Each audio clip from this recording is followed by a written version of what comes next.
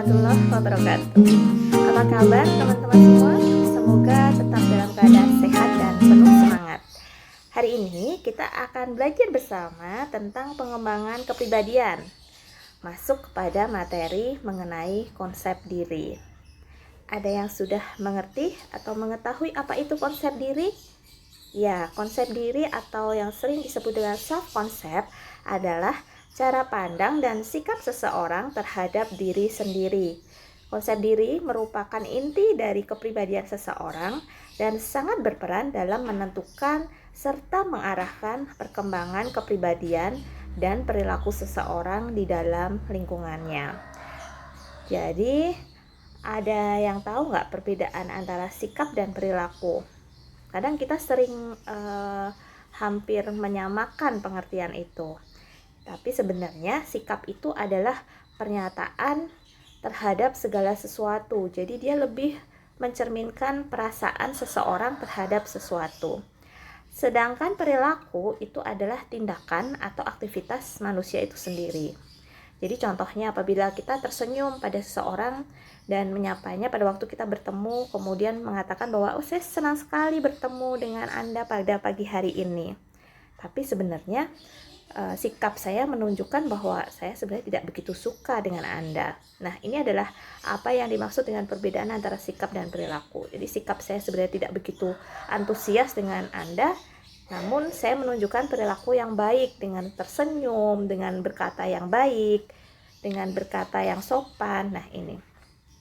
Jadi, perkembangan kepribadian seseorang ini sangat dipengaruhi perkembangan konsep dirinya yang nantinya akan mempengaruhi perilaku seseorang.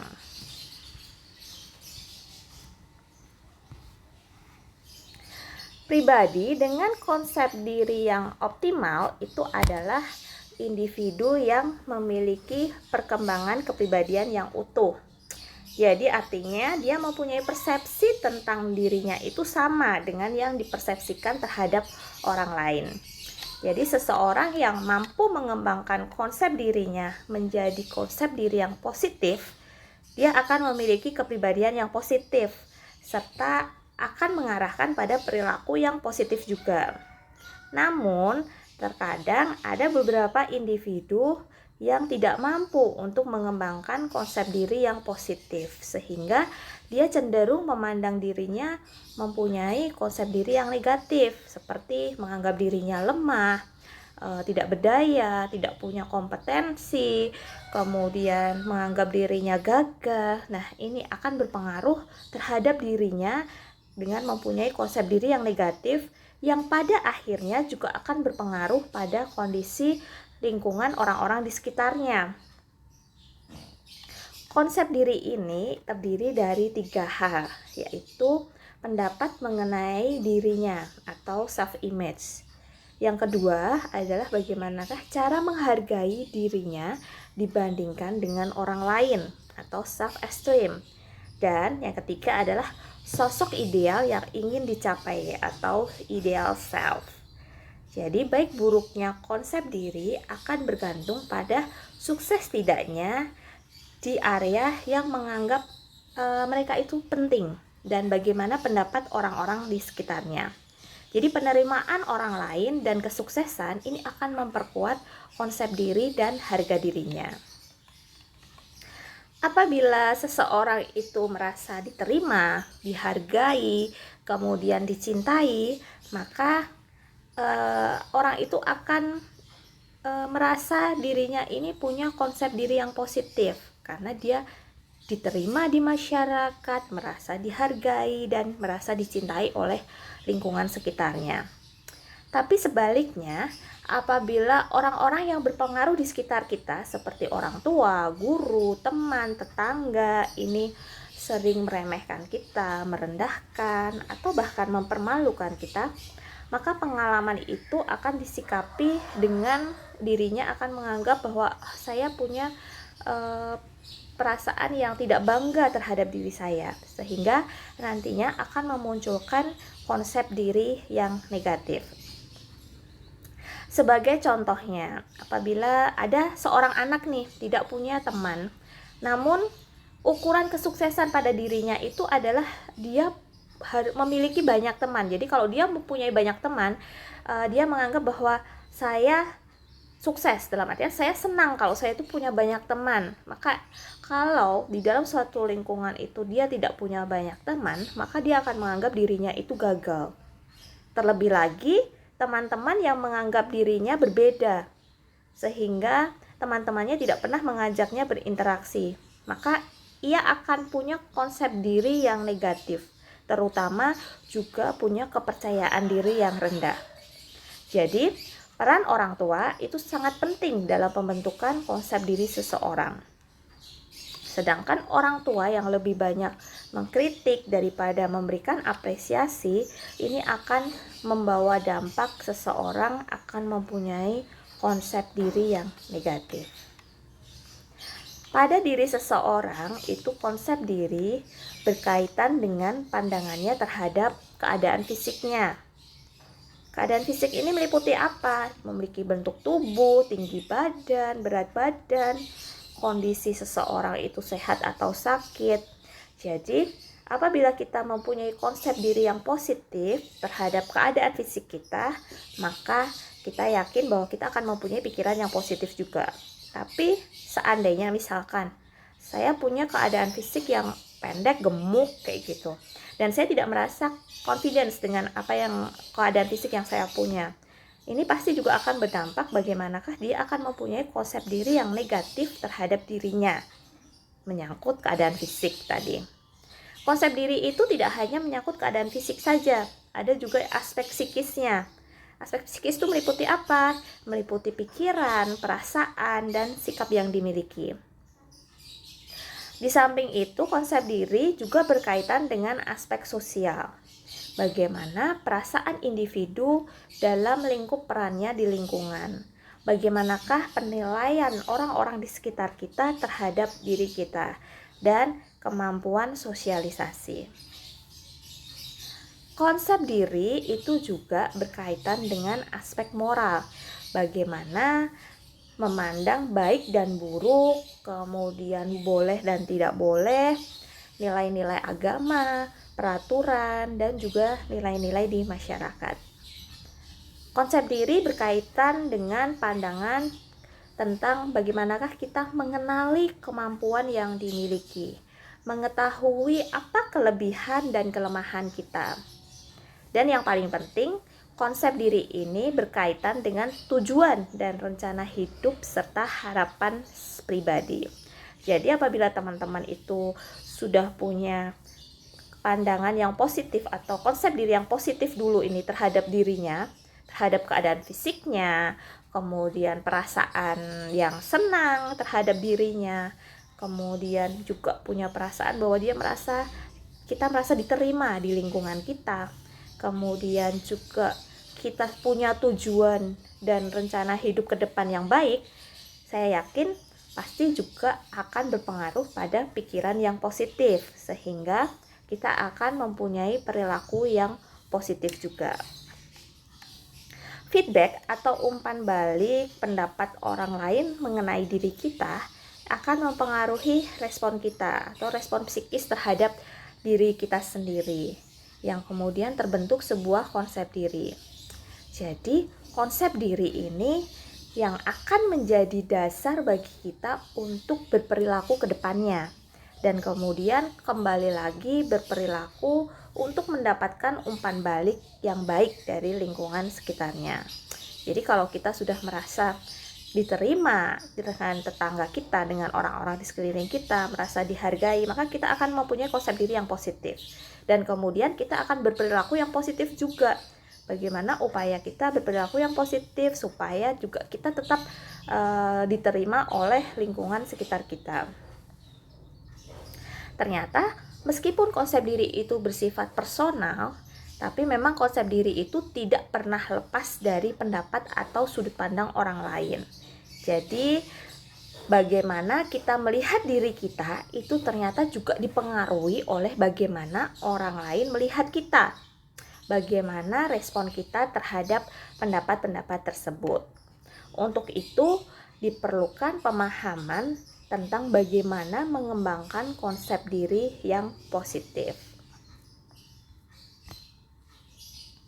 Di sini bisa kita lihat bahwa konsep diri itu meliputi ada harga diri, kemampuan dirinya, bagaimanakah dia mengendalikan dirinya, mengendalikan emosi, mampu mengendalikan segala suatu permasalahan atau bagaimana cara dia mengatasi permasalahan yang terjadi. Kemudian juga identifikasi terhadap organisasi, karena konsep diri nanti akan berpengaruh terhadap kepuasan kerja.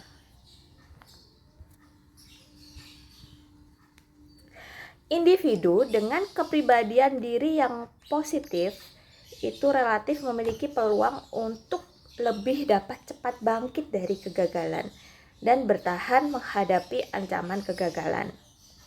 Nah, contoh orang yang punya konsep diri yang positif itu seperti apa? Antara lain, yang pertama, dia akan memperlakukan orang lain itu dengan baik, sebagaimana harapan dia diperlakukan orang lain.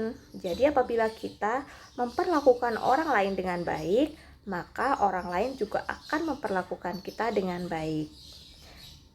Contoh yang kedua yaitu orang yang punya konsep diri yang positif, dia mampu memberikan penghargaan yang tulus kepada orang lain secara setara terhadap lawan bicaranya. Jadi dia tidak akan segan-segan untuk memuji seseorang. Contohnya apabila ketemu dengan temannya yang telah berhasil dalam suatu lomba, dia pasti akan mengucapkan selamat secara tulus, bahwa saya merasa bangga terhadap kemampuan atau terhadap hasil yang telah dicapai, ya seperti itu. Jadi dia akan lebih sering untuk memberikan suatu pujian terhadap orang lain. Ini menandakan bahwa Anda memiliki konsep diri yang positif. Contoh yang lain, seseorang yang punya konsep diri yang positif itu akan menempatkan orang lain setara dan menghargainya. Jadi bagaimanakah kita menghargai orang lain itu akan berpengaruh juga bagaimana orang lain akan menerima Anda. Orang yang punya konsep diri yang positif, dia akan memiliki prinsip hidup yang kuat, tidak mudah dipengaruhi orang lain, dan juga memegang hal-hal yang diyakini benar. Setelah kita mengetahui beberapa contoh orang yang punya konsep diri yang positif, adik-adik bisa untuk menghayati, menggali lebih dalam lagi mengenai diri adik-adik. Apakah saya sudah mempunyai konsep diri yang positif seperti itu? Nah, kalau belum, coba kita mulai untuk menyadari, mulai untuk memahami diri kita, mulai untuk memahami kelebihan dan kelemahan yang kita punya, sehingga nantinya harapannya adalah kita bisa untuk memperbaiki diri kita menjadi lebih baik, mempunyai konsep diri yang positif, sehingga nanti kita akan punya kepribadian yang baik dan akhirnya mempunyai perilaku yang baik. Berbeda halnya dengan seseorang yang mempunyai konsep diri yang negatif, ini biasanya dia akan lebih sering bilang bahwa saya baik, Anda tidak baik, atau sebaliknya, saya tidak baik, Anda baik. Nah, ini merupakan tanda-tanda juga orang yang punya konsep diri yang negatif. Jadi dia akan menampilkan profilnya yang lebih rendah diri, kemudian merasa selalu kalah dalam pergaulan, meskipun sebenarnya punya keinginan yang besar, sehingga berdampak pada kemampuannya dalam mengemukakan pendapat. Merasa tidak menarik dan merasa kecil serta tidak berarti. Semoga kita semua dijauhkan ya dari perasaan yang memiliki konsep diri negatif. Faktor pembentuk konsep diri tadi sudah saya sedikit jelaskan. Ini ada beberapa faktor yang mempengaruhi bagaimanakah pembentuknya konsep diri. Yang pertama adalah faktor keluarga. Tadi sudah dijelaskan bahwa bagaimanakah keluarga itu akan mempengaruhi seseorang atau akan mempengaruhi konsep diri seseorang. keluarga yang sering bisa menerima dengan baik, memberikan motivasi kepada anaknya, tidak pernah mengkritik atau memberikan masukannya secara baik, ini akan membentuk konsep diri yang positif. Afeksi atau perasaan merasa dicintai. Seorang yang merasa bahwa lingkungan sekitarnya itu mencintai dia, menyayangi dia, maka akan mempunyai konsep diri yang positif. Penerimaan lingkungan sosial atau lingkungan sekitar di masyarakatnya juga akan mempengaruhi bagaimanakah faktor pembentuk konsep diri. Dari keadaan fisiknya, kemampuan, dan akademik ini juga akan mempengaruhi bagaimana seseorang akan membentuk konsep dirinya.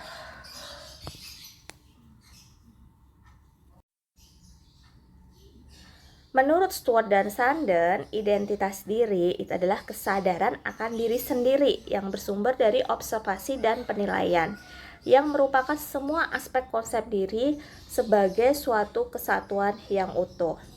Jadi identitas diri ini adalah komponen dari konsep diri yang memungkinkan individu untuk memelihara pendiriannya yang konsisten, sehingga memungkinkan kita untuk menempati posisi yang stabil di lingkungannya. Jadi kalau kita sudah punya konsep diri yang baik, ini akan membentuk identitas diri kita yang baik.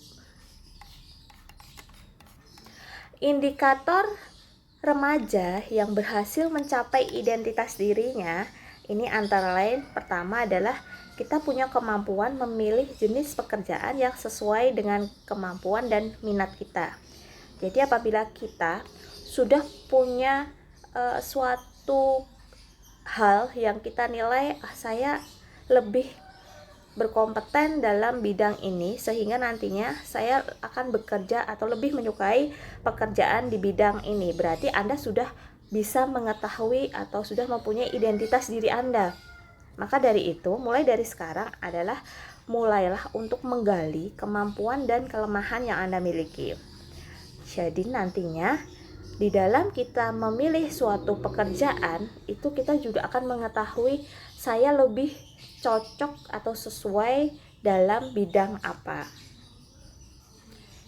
Kalau kita sudah punya kemampuan untuk memilih jenis pekerjaan yang sesuai dengan kemampuan dan minat kita, maka kita telah berhasil mencapai identitas diri kita atau identity achievement.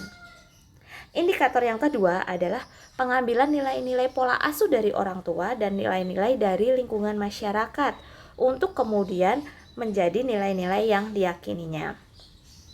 Jadi kalau kita sudah bisa mengambil nilai-nilai positif yang sudah orang tua ajarkan kepada kita, kemudian kita aplikasikan di dalam lingkungan masyarakat sekitar, atau kita juga sudah bisa mengambil nilai-nilai positif yang ada di lingkungan masyarakat untuk diyakini, untuk dijadikan suatu landasan dalam kita bertindak. Ini berarti Anda sudah punya remaja, termasuk remaja yang sudah berhasil untuk mencapai identitas dirinya. Yang ketiga adalah perkembangan identitas seksual yang sesuai tahapan usia kematangan psikologisnya. Jadi kebutuhan seksual atau identitas seksual yang sesuai dengan tahapan usianya ini berarti sudah mencapai identitas dirinya. Sifat dan sikap yang diperhatikan sebagai bentuk manifestasi dari kriteria sukses. Jadi seseorang yang sudah bisa dikatakan sukses itu seperti apa? Ya, dia sudah punya identitas tadi, dia sudah mampu menemukan pribadinya. Siapakah saya? Kemudian dia juga bisa menemukan cita-citanya. Jadi sudah mengetahui profesi apa yang kelak ia akan bekerja. What do I wanna be? Jadi mau bekerja di mana? Dia sudah tahu juga karena dia sudah tahu kemampuan yang dia miliki, maka dia sudah bisa untuk menentukan kemana arahnya nanti dia akan bekerja. Yang ketiga adalah fokus dan persisten, artinya mampu menunjukkan sikap konsisten untuk tetap fokus dan berada di jalur yang sudah ditetapkan dalam pribadinya. Dalam artian tidak mudah dipengaruhi orang lain. Jadi kalaupun Anda sudah punya konsep diri yang positif sehingga mempunyai identitas diri yang baik, sudah bisa membentuk identitas diri Anda, maka Anda tidak akan mudah terpengaruh oleh lingkungan di sekitar Anda. Dalam artian, kalaupun Anda berada di lingkungan yang tidak baik, maka Anda juga tidak akan mudah untuk dipengaruhi oleh orang tersebut untuk berbuat yang tidak baik, karena sudah mempunyai konsep diri yang bagus. Dia sudah membentuk identitas dirinya, sehingga nantinya di dalam kehidupan masyarakat dia sudah punya nilai-nilai yang harus dia pegang teguh di dalam kehidupan, sehingga tidak akan mudah terpengaruh oleh lingkungan yang tidak baik, karena sudah punya kemampuan bagaimanakah dia punya suatu nilai-nilai yang dia anggap baik dan mana yang boleh, mana yang tidak boleh dilakukan. Yang keempat, memiliki norma-norma kehidupan yang diyakini akan membantu mendapatkan cita-citanya. Jadi dia sudah punya nilai-nilai norma dengan siapa dan di mana saya akan memperoleh tujuan saya akan mencapai tujuan saya. Sebagai contoh, teman-teman yang sekarang sedang kuliah, dia sudah tahu dengan siapa dan di mana saya akan mencapai tujuan hidup saya. Yang kelima, orang yang punya kriteria yang sukses, dia akan bertanggung jawab, mampu bertindak sekaligus menerima segala konsekuensi atas risiko yang ditimbulkannya. Konsep diri yang positif ini merupakan bekal pribadi yang mandiri. Jadi seseorang yang punya konsep diri yang positif, selain dia bisa membentuk identitas dirinya, dia juga akan menjadi pribadi yang mandiri. Pribadi yang mandiri itu seperti apa? Dia mampu bertindak sesuai dengan kualitas intelektual yang berbasis integritas. Kemudian dia mampu tampil dalam segala keadaan, mampu mengambil sikap dengan tenang, mampu menampilkan sikap pribadi yang sesuai dengan aturan yang berlaku, dan mampu untuk mengendalikan diri. Jadi itulah pentingnya bagaimana kita harus mempunyai konsep diri yang positif, karena nanti akan membentuk kepribadian kita menjadi positif, mempunyai perilaku yang positif, membentuk identitas kita, dan juga menjadikan kita berperilaku secara mandiri. Yang terakhir, moto dari saya adalah your attitude, not your aptitude, will determine your altitude. Jadi sikap Anda, bukan bakat Anda, yang akan menentukan kesuksesan Anda. Jadi marilah sekarang, mulai dari sekarang kita mempunyai konsep diri yang positif, supaya nanti kita bisa mencapai kesuksesan bersama. Demikian perkuliahan saya mengenai konsep diri. Semoga kita bisa menjadi pribadi yang baik, mempunyai pribadi yang dengan konsep diri yang positif, sehingga nantinya mempunyai kepribadian yang positif, berperilaku positif, dan kita bisa mencapai kesuksesan. Terima kasih atas atensi dari teman-teman semua. Sampai bertemu pada perkuliahan selanjutnya. Salam sehat semangat. Wassalamualaikum